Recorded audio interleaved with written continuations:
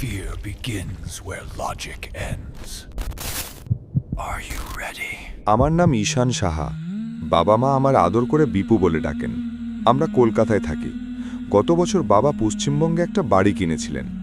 বিশাল এক দোতলা বাড়ি।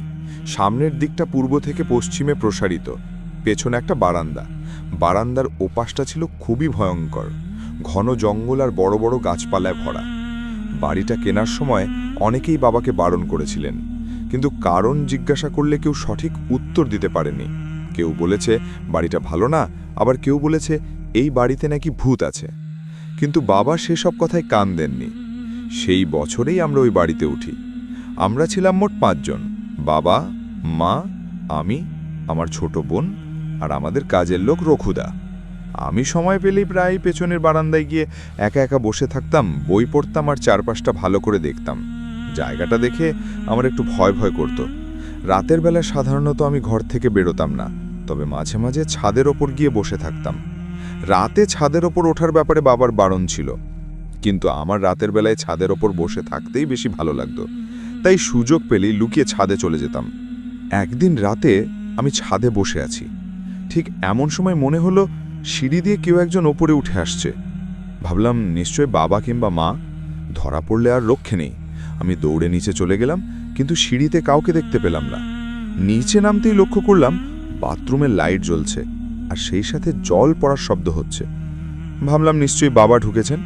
এই সুযোগে আমি আমার ঘরে গিয়ে শুয়ে পড়লাম। সকালে মা আমাকে ভীষণ বকাবকি করলেন।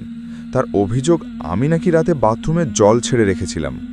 কিন্তু কিছুতেই মাকে বিশ্বাস করাতে পারলাম না যে আসলে কাল রাতে আমি বাথরুমে যাইনি আর জলও ছাড়িনি। মা বললেন তিনি নাকি নিজের চোখে আমাকে বাথরুমে ঢুকতে দেখেছেন। সেদিনের বকাবকিতে সারাদিন মনটা ভীষণ খারাপ ছিল। সন্ধ্যা হওয়া মাত্রই চলে গেলাম ছাদের ওপর। ছাদে যাওয়া মাত্রই কিছু একটা উপলব্ধি করলাম। আমি ঠিক যেখানটাতে বসতাম ঠিক সেখানেই এইমাত্র কেউ একজন বসেছিল। মনে হলো আমার উপস্থিতি টের পেয়ে জিনিসটা কোথাও যেন উধাও হয়ে গেল। অনেকক্ষণ বসে থাকার পর ঘরে গিয়ে শুয়ে পড়লাম। কখন যে ঘুমিয়ে পড়েছিলাম ঠিক মনে নেই।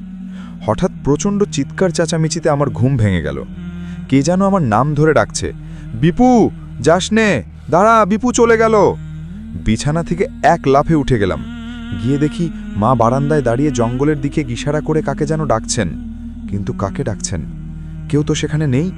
এর মধ্যে বাবা আর রঘুদা চলে এসেছেন। বাবা মাকে বারবার বোঝানোর চেষ্টা করছেন যে বিপু কোথাও যায়নি, এই তো এখানে আছে দেখো। মা আমাকে দেখে অবাক হয়ে গেলেন, বললেন তাহলে এখান দিয়ে কে চলে গেল?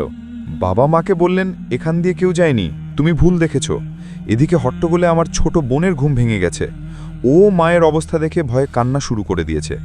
এরপর মাকে ঘরে নিয়ে গেলাম। আমার খুব দুশ্চিন্তা হতে লাগলো। মা গতরাতে আমার মতো কাকে যেন দেখেছেন, আবার আজ রাতেও আমার মতো কাউকে জঙ্গলের দিকে চলে যেতে দেখেছেন। ঠিক বুঝতে পারছিলাম না কি হচ্ছে। এখন আমার ছাদের ওপর যেতেও ভয় করে।